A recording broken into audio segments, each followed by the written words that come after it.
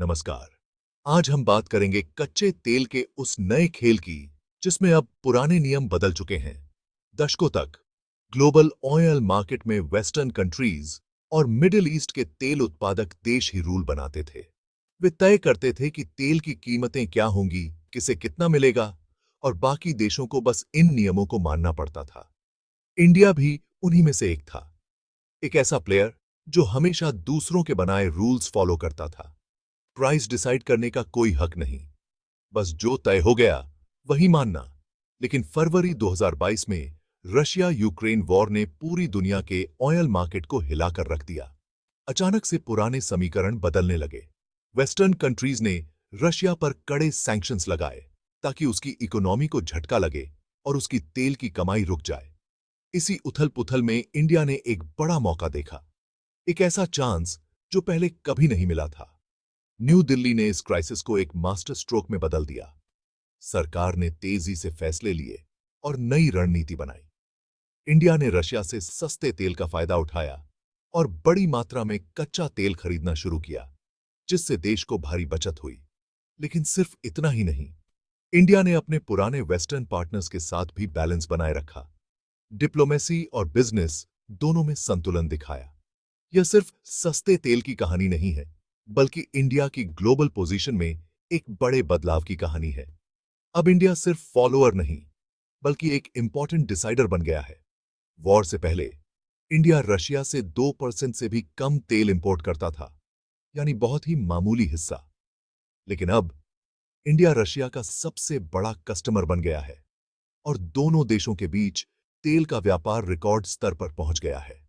India ने न सिर्फ अरबों डॉलर बचाए, बल्कि अपनी इकोनॉमी को भी मजबूत किया। इन बचतों से देश के विकास में नई रफ्तार आई है।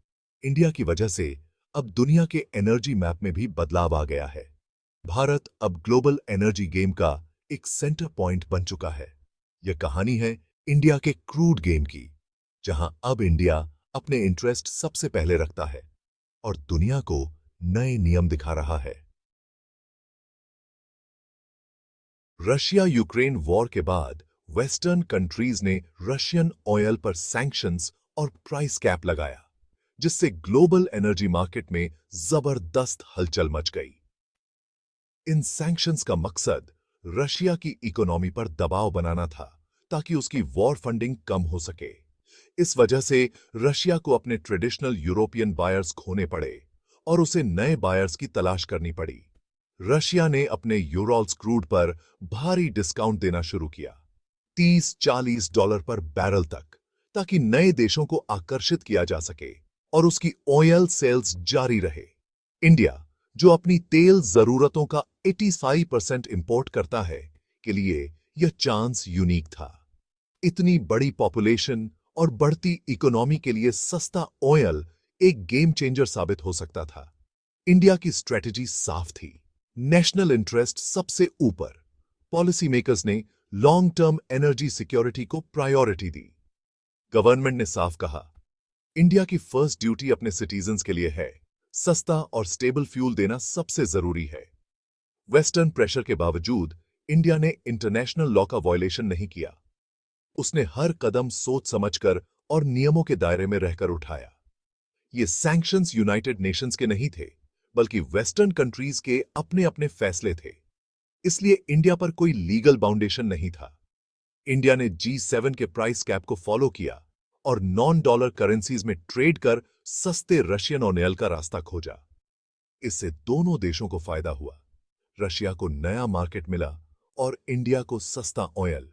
यह एक सोचा समझा रिस्क था, जिसमें इंडिया ने अपनी स्ट्रैटेजिक ऑटोनॉमी बनाए रखी और अपनी पोजीशन को और मजबूत किया। इस डिप्लोमेसी ने इंडिया को ग्लोबल प्लेटफॉर्म पर एक नई पहचान दी, एक ऐसे देश के रूप में जो अपने नेशनल इंटरेस्ट के लिए प्रैक्टिकल और बैलेंस्ड डिसीजन ले सकता है। वॉर से पहले रशिया इंडिया के ऑयल इंपोर्ट में लगभग न के बराबर था, लेकिन डिस्काउंट ने सब बदल दिया। कुछ ही महीनों में रशिया इंडिया का सबसे बड़ा ऑयल सप्लायर बन गया, टोटल इंपोर्ट का 40% से भी ज्यादा।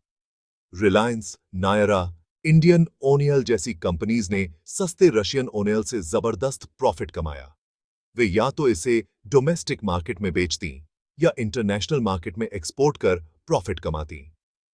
मई 2023 में इंडिया ने रोजाना लगभग 2 मिलियन बैरल रशियन ओनियल इंपोर्ट किया, सऊदी और इराक से भी ज्यादा। यह सब एक कॉम्प्लेक्स नेटवर्क, शैडो फ्लीट और नॉन डॉलर पेमेंट के जरिए पॉसिबल हुआ।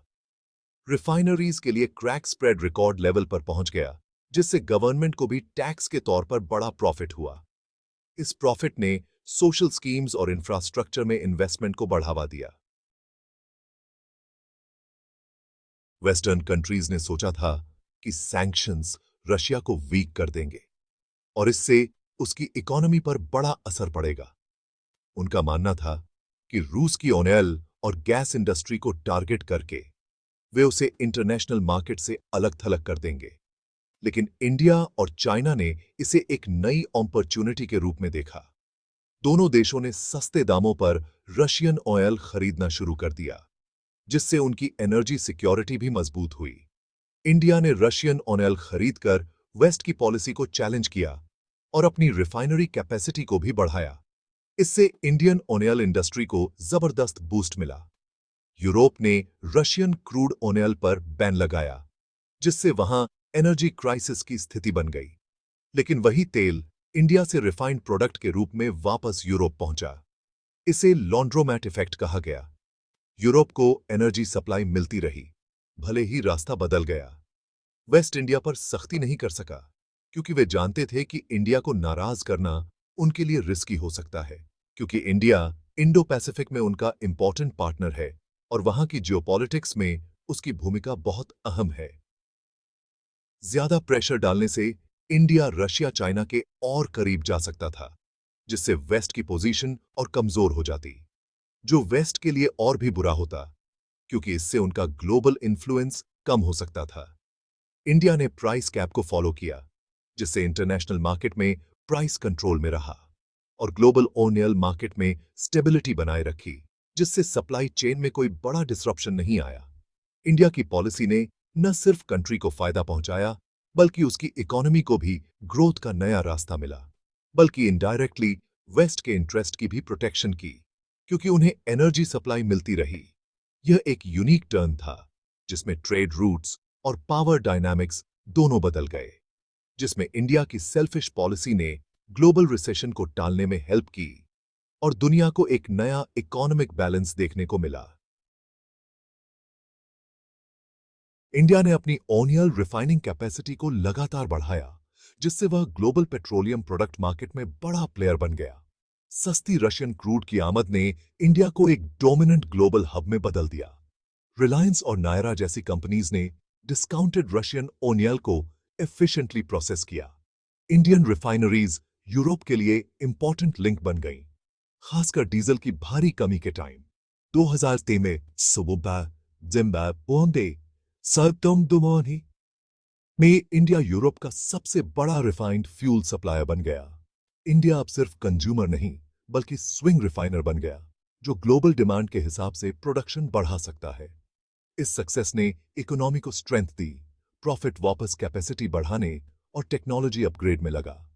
लॉजिस्टिक्स सेक्टर में भी उछाल आया, जिससे जॉब्स और इकोनॉमिक एक्टिविटी बढ़ी। सस्ते रशियन ऑयल ने इंडिया में इन्फ्लेशन को कंट्रोल में रखने में इंपॉर्टेंट रोल प्ले किया। पेट्रोल डीजल की कीमतें स्टेबल रहीं, जिससे आम जनता और छोटे बिजनेसेस को रिलीफ मिली। इससे ट्रांसपोर्टेशन कॉस्ट कम हुई और जरूरी चीजों के दाम कंट्रोल में रहे। गवर्नमेंट को अरबों डॉलर की सेविंग हुई, जिससे फॉरेन एक्सचेंज रिजर्व मजबूत हुआ। मजबूत करेंसी और फॉरेक्स रिजर्व ने इंडिया को इन्वेस्टमेंट के लिए अट्रैक्टिव बनाया। गवर्नमेंट ने इस फिस्कल स्पेस का यूज इंफ्रास्ट्रक्चर प्रोजेक्ट्स में किया। इससे एम्प्लॉयमेंट और इकोनॉमिक एक्टिविटी को बढ़ावा मिला। कुल मिलाकर सस्ते तेल ने इंडिया की इकोनॉमिक ग्रोथ जर्नी को नई स्पीड दी। इंडिया की रशियन ऑयल पॉलिसी ने सिर्फ इकोनॉमी ही नहीं, स्ट्रैटेजिक और डिप्लोमैटिक लेवल पर भी बड़ा फायदा दिया। इंडिया ने वेस्टर्न प्रेशर को रिजेक्ट कर अपनी स्ट्रैटेजिक ऑटोनॉमी का दम दिखाया। अरबों डॉलर की सेविंग, इन्फ्लेशन पर कंट्रोल, रिफाइनिंग प्रॉफिट और मजबूत फॉरेक्स रिजर्व, ये इकोनॉमिक बेनिफिट्स थे। स्ट्रैटेजिकली इंडिया ने रशिया के साथ रिलेशन मजबूत किए और वेस्ट के लिए खुद को मैंडेटरी बना दिया। इंडिया ने ग्लोबल साउथ की आवाज बनकर डेवलपिंग कंट्रीज के इंटरेस्ट की प्रोटेक्शन की। यह पॉलिसी साउथ साउथ कोऑपरेशन का एग्जाम्पल बनी। इंडिया ने एनर्जी सिक्योरिटी, इकोनॉमिक स्ट्रेंथ और डिप्लोमैटिक बैलेंस तीनों अचीव किए। यह एक हाई स्टेक्स दांव था जिसने हर मोर्चे पर इंडिया को मजबूत किया। इस क्रूड ऑयल मास्टर स्ट्रोक ने दुनिया में इंडिया की इमेज बदल दी। अब इंडिया को एक कॉन्फिडेंट, डिसाइसिव पावर के रूप में देखा जाता है। वेस्टर्न कंट्रीज भी इंडिया की पोजीशन की लॉजिक को एक्सेप्ट करते हैं। इंडिया पर कोई सीरियस सैंक्शंस नहीं लगे, जो उसकी बढ़ती ताकत का साइन है। इंडिया ने वेस्ट और रशिया दोनों के साथ मजबूत रिलेशन बनाए रखे। इस इवेंट ने दिखाया कि इकोनॉमिक सैंक्शंस तभी इफेक्टिव हैं जब सभी बड़ी इकोनॉमी साथ हों। इंडिया ने एक इंक्लूसिव और रिप्रेजेंटेटिव ग्लोबल ऑर्डर की नीड को अंडरलाइन किया। यह इवेंट इंडिया की फॉरेन पॉलिसी में एक नया टर्न प्रूव हुई। यूक्रेन वॉर के बाद इंडिया की एनर्जी पॉलिसी आने वाले सालों तक एक केस स्टडी रहेगी। सस्ते रशियन तेल की परचेज सिर्फ ट्रेड नहीं, बल्कि एक बड़ा मैसेज था। इंडिया अब रूल खुद बनाएगा।